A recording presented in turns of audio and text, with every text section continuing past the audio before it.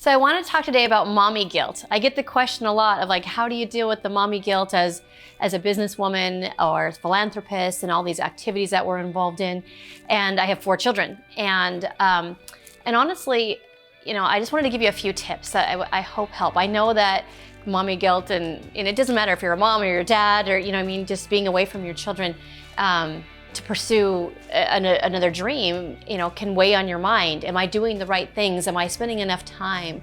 And I know that it happened to me when I was just, coming up in the business and doing a great job, totally laser focused on growing my company. And then I decided to have children. And, Sean and I wanted children. It wasn't, that was a priority. Raising our family was the biggest priority. And so we decided that we were going to continue to do the business, but have children. And we had our first daughter, Daisy. And honestly, I just brought her with me everywhere I went, and it was fine. But then when she was about 18 months old, it was the first time that I felt what they call the mommy guilt. And what it is more of a distraction than anything else. In your mind, you're thinking, am I spending enough time at home? Am I spending enough time in my business? Am I neglecting that in any way? And so there's this distraction, these questions going off in your mind.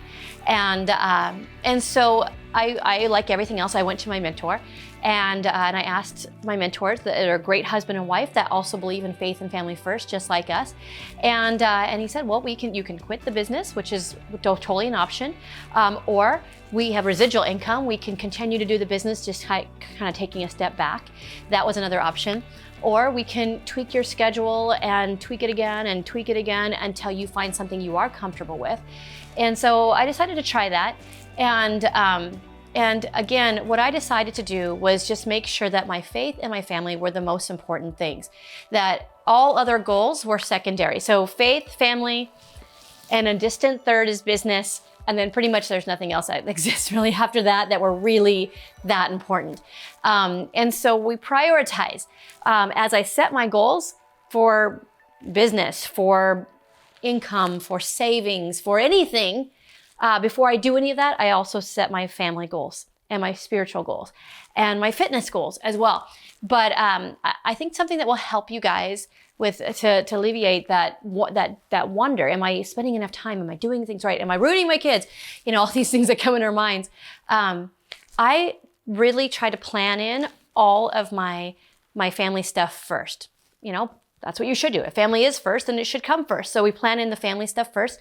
I plan in our date nights with Sean once a week.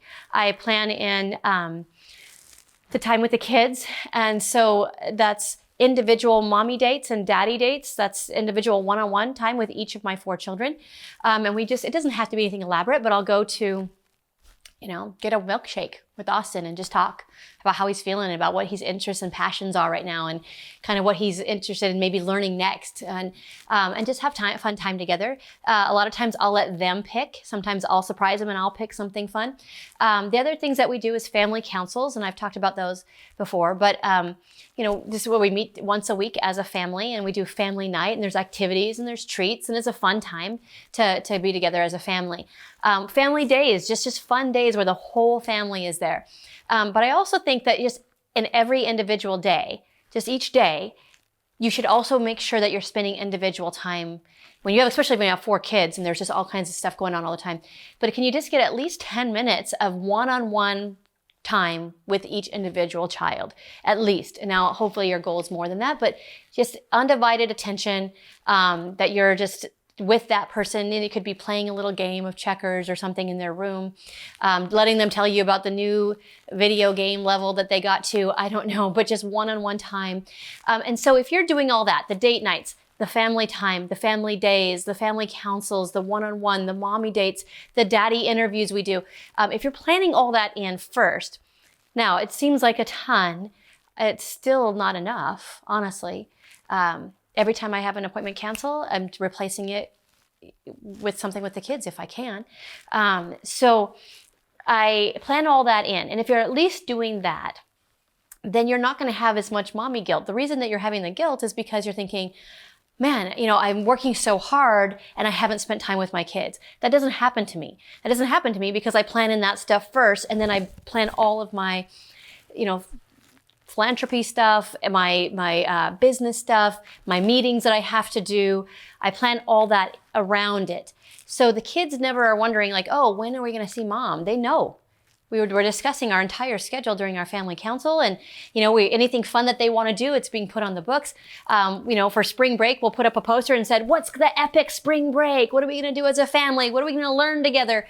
And so these are all fun things that they're looking forward to. And so the time that I'm with them, you can be present, because you're not worrying, again, about the guilt of not spending time. You're neglecting something in your business. You have a phone call you have to return, or have to return a text message. And so my advice to you is plan it all in first. When you are there, put your cell phone down, so that you're not, you're talking to your daughter, but you're texting someone else. Put the cell phone down. You wouldn't be at your office and the mailman came to your house at 3:00 and think, oh no, the mailman came, I better run to my house. You wouldn't do that. You said, why do you do it every time you get an email or a text?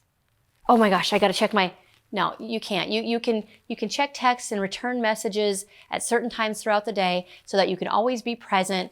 And then I also just encourage you just to include your family in the goals, in the dreams.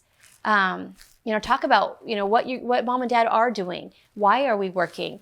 And again, if there is something additional that they need, talk to them about those things. But if you're going to need to spend extra time with your children. That if something's going on and you need to give a little bit more here and a little bit less at work. There's no such thing as perfect balance, you guys. I wish there was a formula and I could say, do this much here and do this much there. But you know what? I know that I spend more time with my kids than most people that have a 9-to-5 job. And I know that the time that we spend together is quality time. And so just remember that if you're striving to make memories instead of just getting things done, and in your rush to the next thing that has to get done, that everyone in your household will be stronger and bonded closer. So I hope this helps. I know that, if the mommy guilt is super strong, then maybe you need to make adjustments that you are home for now. And everything has their seasons. I know that sometimes I'm going to be home with my kids and not working at all. And then, make adjustments to be in the office when things free up and when they have more time and when the kids are a little older. So whatever works for your family, just communicate with your spouse, get advice from people that, again, care about you, and keep making adjustments until you have peace, until you have happiness, and you're feeling really good. Like you'll know when you feel like this peace that this is what's right. This is what's right for our family.